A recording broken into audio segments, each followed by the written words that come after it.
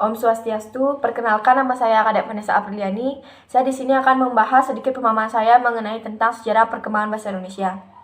Sejarah perkembangan bahasa Indonesia itu terbagi menjadi dua. Yang pertama, sejarah perkembangan bahasa Indonesia sebelum kemerdekaan. Pada dasarnya, bahasa Indonesia itu berasal dari bahasa Melayu.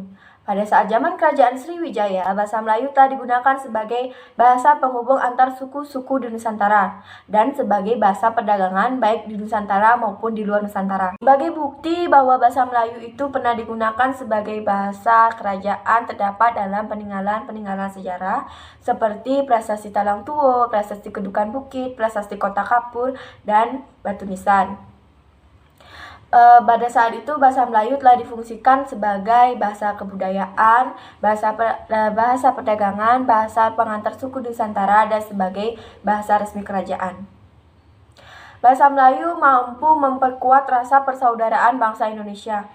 Maka dari itu, bangsa Indonesia mengangkat bahasa Melayu menjadi bahasa persatuan bangsa Indonesia.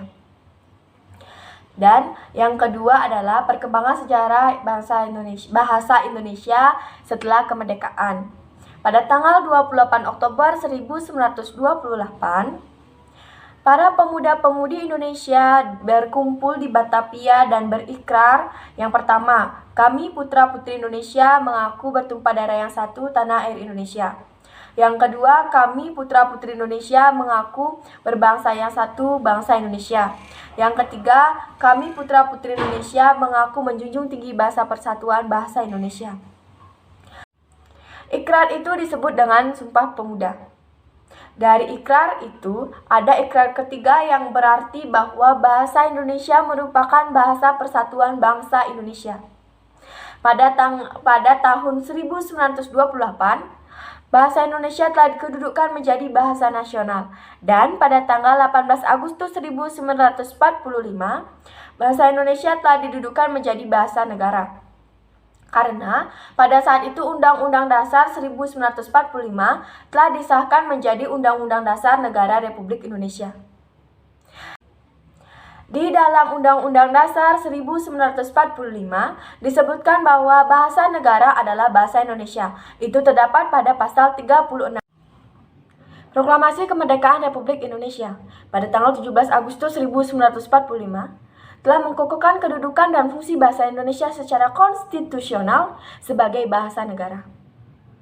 Maka dari itu sampai kini bahasa Indonesia telah dipakai oleh seluruh lapisan masyarakat Indonesia. Sekian dan terima kasih. Nah, teman-teman sekalian tadi sudah menyimak bukan tentang sejarah Indonesia.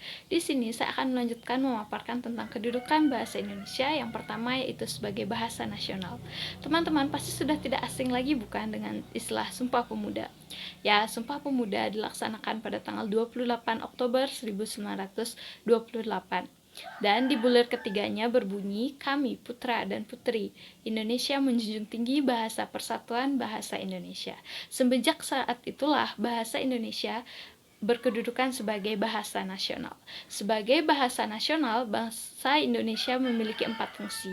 Yang pertama, yaitu sebagai identitas nasional. Jadi, di tengah keberagaman kita ini sebagai bangsa Indonesia memiliki berbagai macam bahasa, kita tetap disatukan oleh satu identitas yaitu bahasa Indonesia. Jadi, meskipun beragam, kita tetap dikenali dengan satu bahasa yaitu bahasa Indonesia. Yang kedua, yaitu sebagai lambang kebanggaan bangsa. Karena sebelum Indonesia merdeka, bahasa Indonesia lah yang mempersatukan keberagaman ini menjadi satu kesatuan yaitu bahasa Indonesia. Dan di era modern ini sudah sepatutnya kita menggunakan bahasa Indonesia sebagai bahasa yang kita gunakan dalam kehidupan sehari-hari. Nah, walaupun zaman sekarang ini bahasa asing sangat diperlukan, tapi jangan lupa ya untuk tetap menggunakan bahasa Indonesia. Banggalah menggunakan bahasa Indonesia.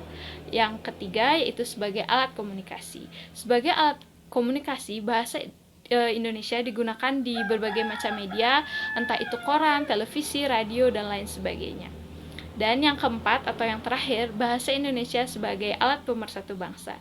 Walaupun kita berbeda-beda, ras, agama, suku, budaya, dan lain sebagainya, tapi kita disatukan oleh satu bahasa, yaitu bahasa Indonesia. Demikian yang dapat saya sampaikan tentang kedudukan bahasa Indonesia sebagai bahasa nasional. Untuk pemaparan selanjutnya akan dilanjutkan oleh teman saya. Terima kasih. Bahasa Indonesia memiliki kedudukan sebagai bahasa negara. Bahasa Indonesia sebagai bahasa negara memiliki fungsi yang pertama, yaitu sebagai bahasa resmi kenegaraan. Bahasa Indonesia dipergunakan dalam administrasi kenegaraan, upacara-upacara, dan peristiwa-peristiwa kenegaraan secara lisan ataupun tulisan. Secara lisan artinya bahasa Indonesia digunakan sebagai alat komunikasi secara langsung dengan lawan jenis. Yang kedua yaitu secara tulisan. Secara tulisan artinya komunikasi yang dilakukan dalam bentuk tulisan melalui surat ataupun koran. Yang kedua yaitu bahasa Indonesia sebagai bahasa pengantar dalam dunia pendidikan. Bahasa Indonesia digunakan di lembaga-lembaga pendidikan, baik secara formal ataupun non-formal. Bahasa Indonesia digunakan di lembaga pendidikan dari jenjang TK, SD, SMP, SMA atau SMK sampai ke perguruan tinggi. Dalam pemakaiannya, bahasa Indonesia digunakan sebagai pengantar bahasa dalam jenis dan jenjang pendidikan. Yang ketiga yaitu bahasa Indonesia sebagai penghubung tingkat nasional untuk kegiatan pembinaan, pelaksanaan pembangunan, dan pelaksanaan pemerintahan. Dalam hal ini, bahasa Indonesia tidak hanya digunakan sebagai alat komunikasi timbal balik antara pemerintah dengan masyarakat luas, tetapi bahasa Indonesia digunakan sebagai alat penghubung di dalam masyarakat yang memiliki bahasa dan budaya yang sama. Yang keempat yaitu bahasa Indonesia sebagai pengembang kebudayaan nasional, ilmu, dan teknologi. Bahasa Indonesia merupakan satu-satunya bahasa yang memungkinkan kita untuk membina dan mengembangkan kebudayaan nasional. Dapat dilakukan dengan cara pengembangan ilmu pengetahuan dan teknologi modern melalui penyajian pembelajaran ataupun yang lainnya. Om Swastiastu. Terima kasih atas waktu yang diberikan kepada saya. Saya di sini akan menyampaikan kesimpulan dan saran dari materi yang telah dibawakan oleh teman saya tadi.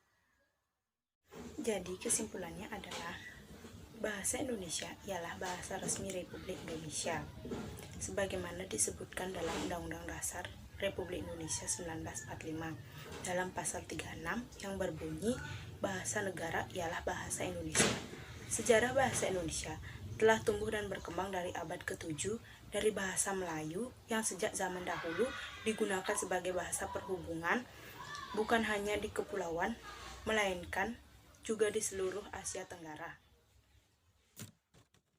Awal penciptaan bahasa Indonesia sebagai jati diri bangsa bermula dari Sumpah Pemuda pada tanggal 28 Oktober 1928 dicanangkan penggunaan bahasa Indonesia sebagai bahasa untuk negara Indonesia.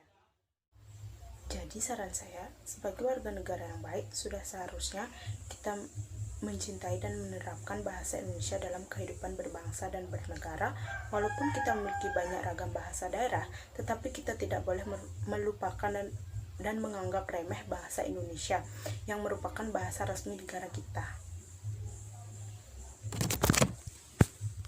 Sekian pemaparan dari materi tentang sejarah dan kedudukan bahasa Indonesia.